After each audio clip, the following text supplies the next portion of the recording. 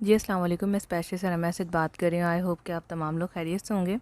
आज की वीडियो में हम आपको बताएंगे कि पुराने हेयर्स जो कि 4 या 5 साल या इससे ज़्यादा या इससे कम ड्यूरेशन मीन्स पुरानी है, पुराने हेयर्स बंद हो गए हैं, इन्हें खोलने का क्या तरीक़ेकार है। बहुत ही अच्छी वीडियो होने वाली है, बहुत यूज़फुल होने वाली है और लड़कियों की परेशानी भी ख़त्म होने वाली है इंशाअल्लाह ताला। तो वीडियो को मुकम्मल वॉच करें, साथ में चैनल को ज़रूर सब्सक्राइब करें अगर आप नहीं हैं तो, ताकि आपको इस तरह के अपडेट्स और गर्ल्स के इश्यूज़ जो होते हैं, हम बात करते रहते हैं, वीडियोस डेली आती हैं 12:30 बजे दोपहर को, आपको मिलती रहें। पहली चीज़ हम यहाँ पर डिस्कस करेंगे कि पीरियड्स बंद होते क्यों हैं। अमूमन क्या होता है कि फ़ास्ट फूड का बहुत ज़्यादा इस्तेमाल, कोल्ड ड्रिंक इंटेक करना, कोल्ड ड्रिंक्स या ठंडी चीज़ों का ज़्यादा इस्तेमाल, या फिर ऐसा होता है कि अगर आपको पैदाइशी मसला था कोई, तो 14-15 साल की एज में आपको पीरियड्स नहीं आए, ये भी एक काज हो सकता है, फिर उसका डायग्नोस करना पड़ता है। अगर अभी बंद हुए हैं, कुछ टाइम हुआ है, शुरू से सही आ रहे थे, अचानक बंद हुआ है, तो फिर इसको फाइंड करना होगा। फाइंड करने के मैं आपको तरीके बता देती हूँ।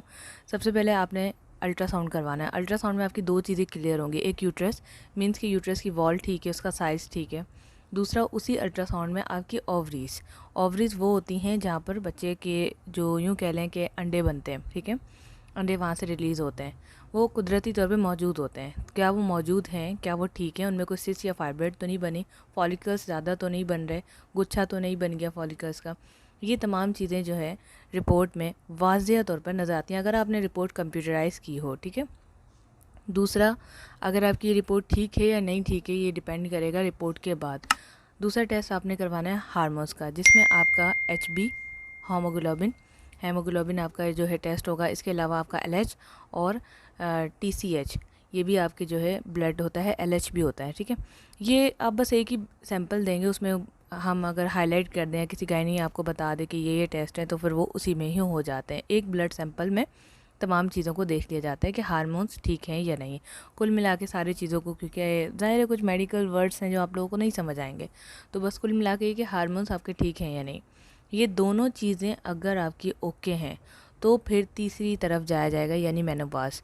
अब आप सोच रही होंगी जी मेनोपास मुझे कैसे हो सकता है, मैं तो अभी 20 साल की हूँ या 25 साल की। तो मैं आपको खुले अल्फाज में यहाँ कह दूँ कि मेनोपास इस उम्र में भी हो रहा है। क्यों हो रहा है, इसके फिर बहुत सारे काजेज़ हैं, बहुत ही ज़्यादा।